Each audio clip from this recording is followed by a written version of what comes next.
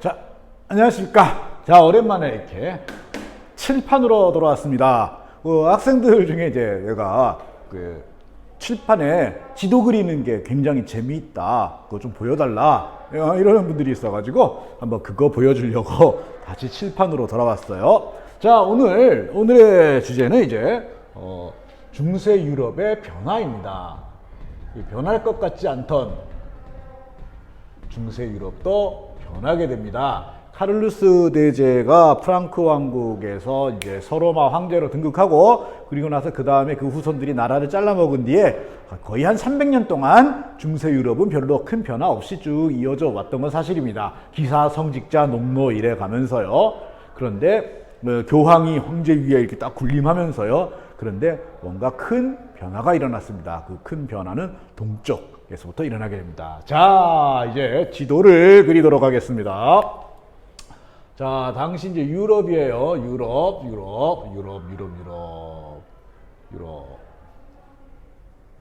자, 유럽. 자, 유럽.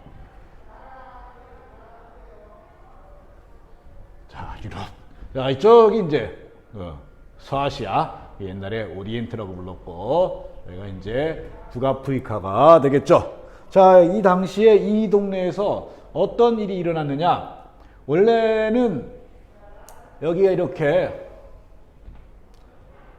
자, 이게 원래 무슨 나라였을 것 같아요? 여기가, 그죠? 동로마.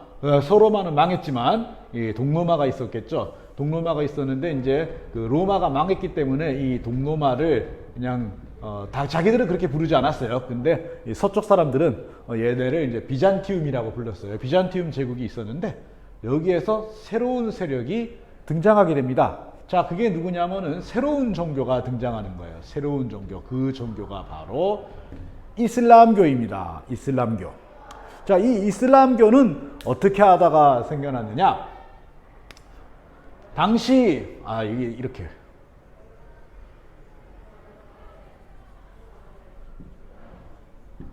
자, 당시 이게 중국이잖아요. 중국인데 여기 이제 당나라가 있던. 자, 그럼 여기는 이제 누가 있어요? 신라가 있겠죠. 통일 신라가 있던 이 시절이에요. 이 시절에 이 동서 간의 무역이 굉장히 활발했습니다. 옛날에는 이쪽으로 이렇게 비단길로 무역을 했잖아요. 비단길로 그 땅으로 무역을 했는데 사람들이 좀 더 문명이 발달하면서 아무래도 한꺼번에 많은 물량을 확 실어 나르기에는 육지에 낙타에다가 물건 때려 싣고 가는 것보다는 커다란 배에다가 싣고 가는 게 낫죠. 그래서 이 바다를 통해서 무역이 많이 이루어졌습니다. 바다를 통해서 무역이 많이 이루어졌는데, 그래서 인도 상인들이 여기에서 이제 중국이나 신라 상인들과 거래하고, 다시 또 이 물건이 다시 이렇게 들어와서 이 홍해바다 쪽으로 들어와서 여기에 내립니다. 여기가 이제 그 메카라고 하는 도시가 있습니다. 메카. 여기에 내리고 다시 여기에서 이제 낙타로 때려 싣고 이렇게 와서 여기에서 다시 배를 타고 이런 식으로 가게 됩니다. 그래서 여기가 이제 비잔티움, 여기가 이제 베네치아.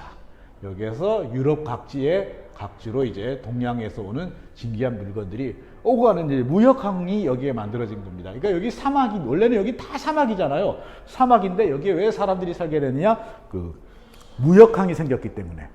그러니까 무역항이 생기면서 사람들이 이렇게 많아지면서 여기에 이제 종교 지도자가 등장하는데, 그 사람이 누구냐 하면은 무하마드입니다. 무하마드. 이 무하마드가 여기에서 새로운 종교를 만들고 이 종교를 믿는 형제들을 일컫는 말이 무슬림입니다. 무슬림. 사실 이슬람은 이제 종교 이름은 아니에요. 무하마드가 만든 이 종교는 유일신교입니다. 그러니까 그리스도교와 같은 유일신교예요. 알라신밖에 없다. 오직 알라만이 존귀하고 알라만이 우리의 신이시다. 이런 이제 믿음을 갖고 있는데, 이 알라가 사실은 그 그리스도교나 유대교에서 똑같이 섬기는 그 여호와를 이쪽 말로 옮긴 거예요. 그러니까 사실은 같은 종교예요. 그래서 이 유대교, 그리스도교, 그리고 이슬람교를 흔히 여호와 삼교라고 얘기합니다. 그러니까 다 똑같은 하나님이에요. 그리고 이슬람은 뭐냐? 이게 영어로 하면 이제 아멘이죠. 그러니까 기도를 마치고 나서 이슬람 이렇게 얘기하는 거죠. 그러니까 그리스도교가 아멘교가 아니듯이 이 무슬림은 이슬람교라고 부르면 사실 그렇게 좋은 말은 아니지만 어쨌든 이제 이게 세계적으로 쓰이는 말이 됐으니까 이슬람교라고 합시다. 그래서 이 이슬람교를 창시했는데, 이 이슬람교 세력이 퍼지면서 이 이슬람교를 휘하는 게 종교 지도자와 정치 지도자 같은 거니까 이슬람교를 선교하면서 정복하는 거예요. 선교하면서 정복해가지고 엄청나게 거대한 나라로 성장을 하게 됩니다. 엄청나게 거대한 나라로 성장해서 이 비잔티움 쪽이 이제 이 터키 쪽 영토를 다 잃어버리고 이렇게 해가지고 건너와서 스페인 지역까지 이게 전부 다 이슬람이 되어버린 거예요. 이슬람. 그 이후에 이제 무하마드가 죽고 그 후계자들이 이제 뭐 치고받고 하는 과정 속에 이 이슬람 나라가 이 거대한 이슬람 제국이 갈라지면서 동쪽과 서쪽과 동쪽으로 갈라지면서 각각 다른 나라들이 이렇게 만들어졌는데 이때 이제 여기에 셀주크 투르크라고 하는 이슬람 국가가 세워진 겁니다. 셀주크 투르크가 이제 계속해서 비잔티움을 공격합니다. 비잔티움을 공격하고 그 다음 여기에 어떤 도시가 있냐면은 교회 다니는 사람들이 잘 알고 있는 예루살렘. 예수님이 십자가에 못 박혀 돌아가시고 다시 이제 부활했던 도시죠. 예루살렘이 있는데 그래서 이 유럽의 그리스도교 신자들이 예루살렘에 성지 순례를 많이 왔습니다. 성지 순례를 많이 왔고 처음에는 얘네가 이제 성지 순례 와가지고 돈도 쓰고 하니까 그러나 보다 했는데 이 셀주크 투르크에서 굉장히 종교적으로 강경한 입장을 취해서 저 크리스트교라고 하는 이 교도들이 우리 이슬람 나라에 멋대로 들락날락거리는 거를 용납할 수 없다. 그래가지고 이 성지 순례를 금지합니다. 자, 이 두 가지가 겹친 거예요. 자, 비잔티움이 이제 얘네 이슬람에게 우리까지 넘어가면 어떻게 도와줘 하는 구원 요청이 있었고 그 다음에 성지인 예루살렘이 이슬람의 지배에 넘어가서 성지 순례가 안 되게 됐다. 이렇게 하자 자신을 그리스도교 세계의 지도자라고 생각하고 있던 누굴까요? 그렇죠? 교황이 호소합니다. 기독교 세계의 모든 왕들과 제후들은 들으라. 이슬람 세력이 점점 커져서 비잔티움을 압박하고 더구나 우리의 성지 예루살렘까지 빼앗아가지고 성지 순례를 못하고 있으니 이걸 그냥 두고 볼래? 자, 성스러운 군대를 소집하여 이슬람을 물리치자! 이렇게 하니까 이때만 해도 종교적인 열정이 막 살아있던 시절이고 교황이 모여라 그러는데 당연히 어떻게 했어요? 그래서 온 유럽의 왕들이 와 하고 모이는 겁니다. 와 하고 모여가지고 군대를 만들었어요. 자, 이 연합군을 만들었는데 종교적인 이유로 만든 군대이기 때문에 깃발을 뭘로 했을까요? 그렇죠? 십자가를 깃발로 했어요. 그래서 이렇게 해서 만든 군대를 십자군이라고 부르고 이들이 이제 성지를 빼앗겠다 그러면서 이슬람 세계로 쳐들어간 이 전쟁이 바로 뭐냐면은 십자군 전쟁입니다. 십자군 전쟁. 모두 7차례에 걸쳐 이루어졌습니다. 이 과정 굉장히 복잡하고 이 중에 사자왕 리처드라든지 아니면 게임에서 혹시 본 적 있을랑가 모르겠지만은 살라딘 같은 쌍방의 위대한 영웅도 나오고 해서 여러 차례 싸움이 주고받고 공방이 이루어졌습니다. 굉장히 긴 시간 동안 이루어졌죠. 자, 한번 볼까요? 이렇게. 결론부터 얘기하면은 망했어요. 십자군 전쟁은 실패로 끝나고 맙니다. 나중에는 굉장히 어이없는 지경까지 갑니다. 예를 들면은 교황이 이제 십자군 모여라 해서 모였는데 배가 없어요. 배가 있어야 일이 갈 거 아니에요. 그래가지고 야 누구 좀 배 좀 대줄 사람 없냐 하니까 이 베네치아 상인들이 우리가 배를 대줄게요 한 거예요. 그래가지고 이 베네치아 상인들이 십자군을 태워갖고 쭉 가다가 어디서 내렸냐면은 비잔티움을 몰고 갑니다. 그러자 자 여기를 치세요 그런 거예요. 아니 우리가 이 십자군인데 같은 그리스도교 나라인 비잔티움을 왜 치냐? 세상에 공짜가 어디 있어? 그래서 이 십자군이 비잔티움을 박살을 냅니다. 자, 이 베네치아 상인들은 왜 그랬을까요? 아까 이 무역에서 비잔티움하고 베네치아가 서로 경쟁자라 그랬죠. 그래서 경쟁자인 비잔티움을 십자군의 힘을 빌어서 제거하려고 했던 거죠. 그래서 십자군 기사들은 왜 여기에 따라갔을까요? 배를 타고 갔으니 미안해서 이미 십자군 기사들도 목적이 다른 데 있었던 거예요. 성지를 회복하는 게 아니라 이 전쟁을 통해 가지고 전리품을 얻고자 했던 거죠. 그러니 여기 예루살렘 가가지고 보물 사냥하나 비잔티움 가서 보물 사냥하나 뭐가 달라? 뭐 이렇게 돼버린 거예요. 이 정도로 십자군이 엉망이 돼버린 겁니다. 이렇게 돼서 결국 십자군 전쟁은 실패로 끝나고 말았다. 자, 십자군 전쟁이 실패로 끝나면은 누구에게 이득이고 누구에게 손해인지 한번 볼까요? 자, 십자군 전쟁 실패.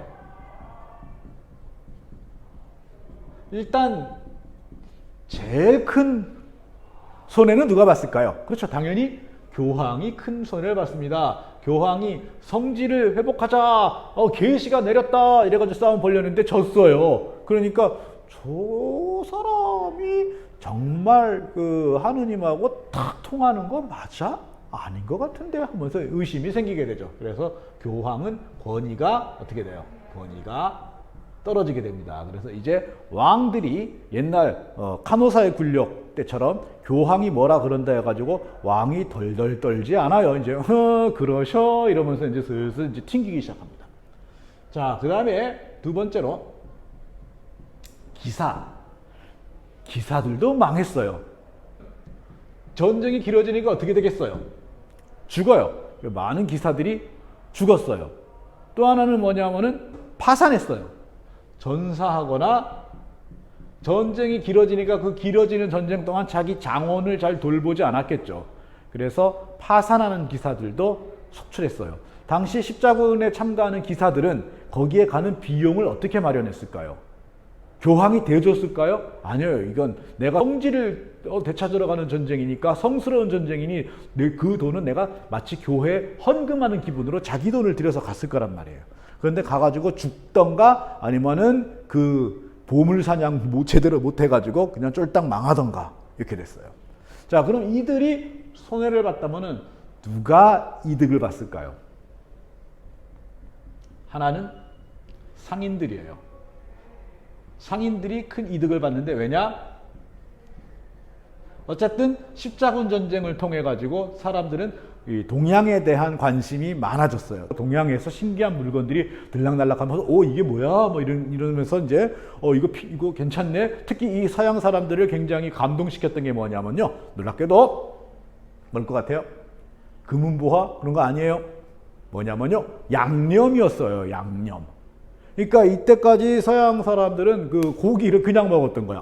맛없어. 아니 기껏해 소금이나 뿌려가지고. 그런데 동양에서는 얼마나 양념이 많아요. 인도의 각종 커리 종류들, 중국 요리다 보면 굉장히 다양한 양념을 쓰잖아요. 그래서 이 양념들을 수입해가지고 서양의 유럽에 와서 팔면은 큰 돈을 벌 수가 있게 된 거죠. 그래서 이 상인들도 굉장히 이익을 봤어요. 그 다음에 가장 큰 이익을 본 사람들은 누구냐면요. 여러 왕들이에요. 왕들이 왜 이익을 받느냐? 우선 첫째, 교황의 권위가 떨어졌죠. 교황의 권위가 떨어지니까 당연히 왕의 힘이 세질 수밖에 없죠. 그 다음에 두 번째, 기사들이 많이 죽었어요. 기사들이 많이 죽으면은 이 기사들에게 나눠줬던 장원들은 어떻게 해요? 다시 왕이 회수하는 거예요. 그런데 이번에는 회수하고 나서 다시 안 나눠주고 그냥 내가 다 챙길래 하면서 왕의 영토가 점점 넓어지게 되는 거죠. 자, 그래서 왕은 교황으로부터 독립하게 되고 그 다음에 기사 등의 봉건 귀족이죠. 봉건 귀족의 세력을 굉장히 억압하면서 여러분 그 동양 역사, 우리나라나 중국 역사 할 때 자주 나오던 이야기 있죠. 왕권 강화. 자, 왕권 강화. 왕권을 강화하면은 자, 무슨 국가가 돼요? 봉건 국가의 반대말 국가. 중으로 시작되는 거. 그렇죠. 중앙 집권. 그래서 십자군 전쟁 이후 유럽에서는 중앙 집권 국가가 서서히 등장하기 시작합니다. 그런데 이 봉건 귀족들을 몰락시키는 또 하나의 큰 사건이 일어났는데 그게 뭐냐면은 흑사병이에요. 흑사병. 패스트일 거라고 예상은 하는데 패스트라는 증거는 딱히 없어요. 이 시제에 가가지고 세균을 샘플을 얻어올 수는 없으니까 아마 볼 때 기록으로 보면 패스트가 아닐까 생각해요. 근데 어쨌든 이 흑사병으로 지금 코로나 이건 아무것도 아니에요. 아마도 당시 유럽 인구의 한 30% 정도가 죽지 않았을까 이렇게 얘기할 정도예요. 자, 이렇게 해서 죽은 사람들에게는 굉장히 슬프고 미안하지만요, 나머지 살아남은 사람들에게는 좋은 세상이 열린 거예요. 왜냐하면요,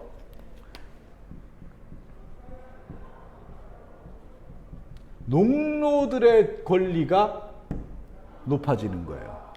농노들의 권리가. 옛날 같으면은 농노가 그 영주에게 대들면은 영주가 아니 이런 건방져를 만나 베어버릴 수 있었는데, 지금은 이제 인구가 왕창 줄이니까 농노가 대들어요. 대들어가지고 영주가 이놈의 자식이 이러면은 농노가 죽여봐, 나 죽이고 농사 당신이 짓던가. 일손이 귀해요. 그래서 이 농노가 점점 발언권이 세지는 거죠. 그래서 농노들이 이제 어떻게 하기 시작하느냐, 우리 그 세금을 수확물에서 일정한 퍼센트로 내는 거 말고 우리 돈으로 내면 안 될까? 돈 액수를 정해서 이렇게 하는 거예요. 자, 여러분 농노 입장에서 세금을 돈으로 내는 거랑 수확물의 퍼센트로 내는 거랑 어느 게 유리할 것 같아요? 잘 생각해 보세요. 네, 돈이에요. 왜냐하면요, 수확물의 퍼센트로 내면요, 열심히 일한 만큼 내야 될 세금도 같이 늘어나요. 그런데 돈으로 딱 정해놓으면요, 일정한 돈을 내기로 하고 내가 열심히 농사 지어가지고 그 돈 팔아갖고 남은 건 다 내 거예요. 게다가 돈이라고 하는 거는 항상 물가가 조금씩 올라가잖아요. 물가가 올라가니까 돈의 가치는 떨어지게 돼 있어요. 그러나 전쟁에 갔다 오느라 많은 빚을 졌던 이 기사들은, 농노들이 이렇게 좀 껍게 굴어도 거부할 수가 없어요. 당장 돈이 필요하니까. 그러면서 점점 봉건귀족들, 기사들이 중심이었던 봉건귀족들의 힘이 약해지고, 교황을 정점으로 하고 있었던 성직자들의 힘도 약해지고, 그 틈을 타서 바로 왕의 힘이 강해지고, 또한 무역을 많이 했던 상인들의 힘도 강해지게 됩니다. 자, 이렇게 중세 유럽이 변하게 되는 거죠. 자, 이렇게 되자 봉건귀족, 기사, 이 영주들이 다스리던 장원이 아닌 구역이 하나 둘 등장하기 시작합니다. 그게 어디냐?